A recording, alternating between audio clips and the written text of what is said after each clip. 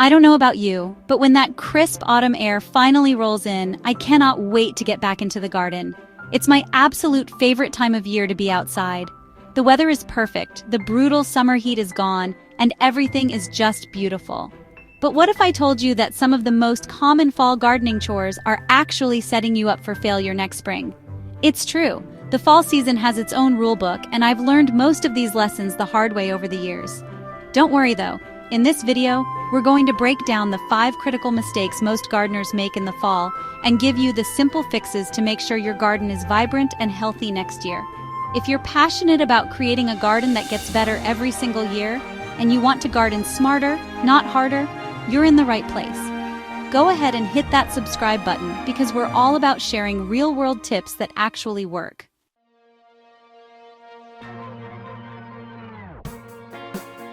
Alright, let's kick things off with the first and possibly most tempting mistake: going wild with your pruning shears. As the garden starts to look a little tired, it feels so productive to get out there and give everything a good haircut, right? You just want to tidy things up for winter. I get it. You feel like you're helping, getting a head start on spring. But you're not. You could actually be doing some serious damage. Here's why. Pruning triggers new growth. When you chop back a plant in the fall, you're sending it a signal to push out fresh, tender shoots. That new growth has zero time to harden off or mature before the first frost hits. And when that frost comes, all that weak new growth gets zapped, which can stress the whole plant and make it vulnerable to disease all winter long. For a lot of flowering shrubs and trees, think lilacs, forsythias, azaleas, and even many hydrangeas, the mistake is even bigger. These plants have already formed their flower buds for next year. If you prune them now, you are literally cutting off next spring's flowers. I learned this with a row of gorgeous old hydrangeas. My first year here, I thought I was doing the right thing by giving them a hard prune in October. The next spring, I had beautiful green leaves and almost no flowers. It was a heartbreaking lesson in plant biology. So what should you do instead? It's simple. Put the pruners away. Seriously, wait until the plant is totally dormant in late winter or early spring. The only exception is for branches that are obviously dead, damaged, or diseased. Get those out of there. Otherwise, let that messy look ride. It acts as natural insulation for the plant's base and provides crucial food and shelter for birds who rely on those seed heads.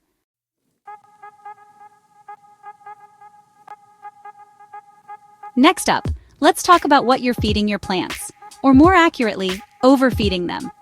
As the season winds down, it feels like the right move to give your plants one last big meal to get them through the winter.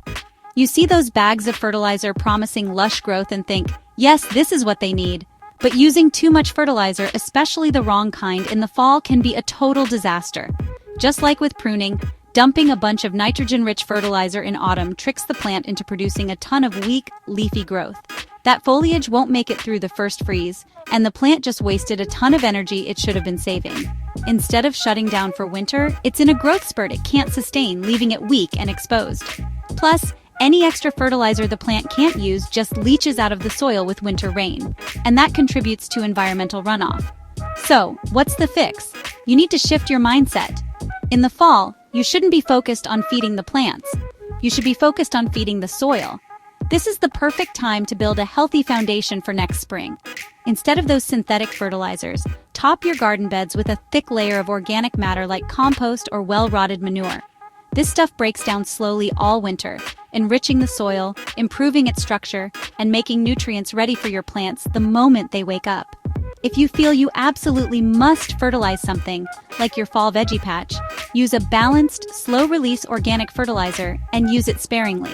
For everything else, your perennials, trees, and shrubs, just let them be.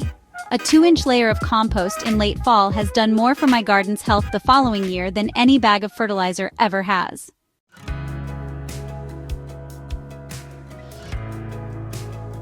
This leads me straight to mistake number 3, which might be the most overlooked and most critical of all: completely ignoring your soil at the end of the season. After a long, hot summer of growing and harvesting, your garden soil is tired. It's been depleted of nutrients, it's probably compacted, and it's full of old roots and debris. Just leaving it like that all winter is like trying to run a marathon with zero training. You're just setting next year's garden up for a huge struggle. Healthy plants come from healthy soil, and fall is, without a doubt, the best time to build it. Why is it such a big deal? Preparing your soil now improves drainage, so roots don't rot in cold, wet ground all winter. It makes nutrients available for spring and creates a loose structure for new roots to grow. If you put this off, you'll be dealing with cold, muddy soil in the spring when you're desperate to start planting.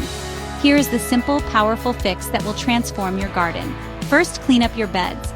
Pull out any spent plants, especially anything that had disease or pest problems, and get rid of the weeds.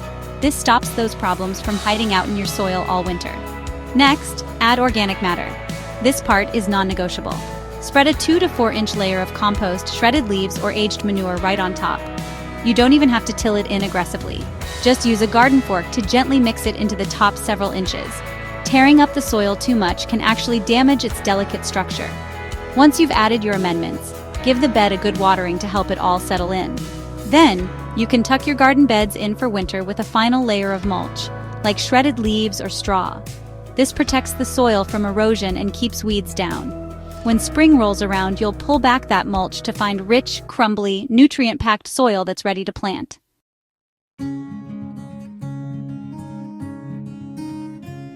Mistake number 4 is all about timing, and it's a silent killer that trips up even seasoned gardeners. Fall gardening operates on a very strict deadline set by Mother Nature: the first hard frost. Planting too late is the #1 reason fall gardens fail. It's so easy to look outside and think, it's still warm, I've got plenty of time. But if you wait until it actually like fall, you've probably waited too long. Here's the problem. As we get deeper into autumn, it's not just the temperatures that drop. The daylight hours and the sun's intensity shrink fast. Plants put in the ground too late just sit there. I call it the fall stall. Their growth slows to a crawl because there isn't enough light or warmth to mature. They'll never get to a harvestable size before a freeze wipes them out. On the flip side, planting too early can also backfire. Trying to start cool weather crops like spinach when the soil is still over 85 degrees can result in terrible germination. The solution is to work backward. The single most important thing you need to know is your area's average first frost date. Look it up for your specific zip code. Got that date? Now look at the days to maturity on your seed packets. Count backward from your frost date by that number of days, and then add another 2 weeks to be safe. This accounts for germination and the slower growth in shorter days. That little window is your magic planting time. For example, if your first frost is October 30th and your carrots take 70 days to mature, you need to count back 70 days plus 2 weeks. That puts you planting around mid-August. It feels completely wrong to plant fall crops in the summer heat, but it's the only way it works. Stick to crops that can handle it. Leafy greens like kale and spinach, and root veggies like carrots, beets, and radishes are perfect. Just say goodbye to the tomatoes and peppers. Their season is over.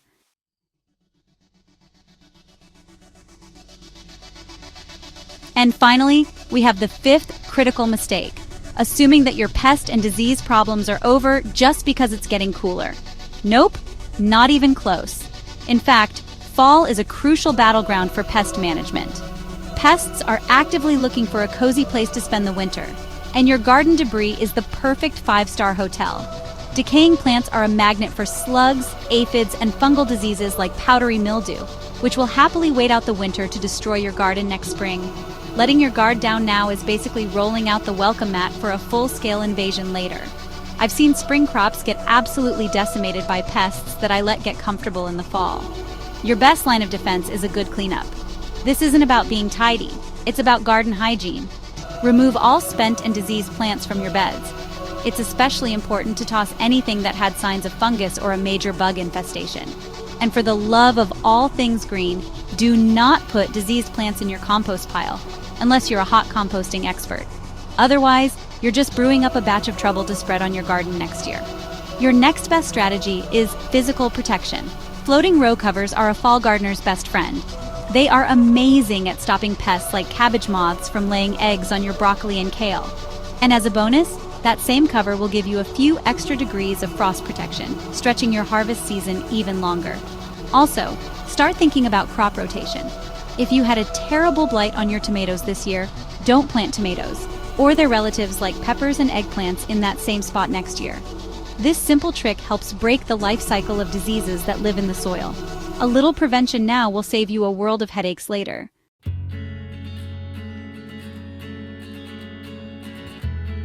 So there you have it, 5 game-changing things to avoid doing in your fall garden. Let's recap real quick. Put the pruners away until winter. Feed your soil, not your plants, with compost. Always prep your soil at the end of the season. Use your frost date to nail your planting time. And stay on top of your pest and disease cleanup.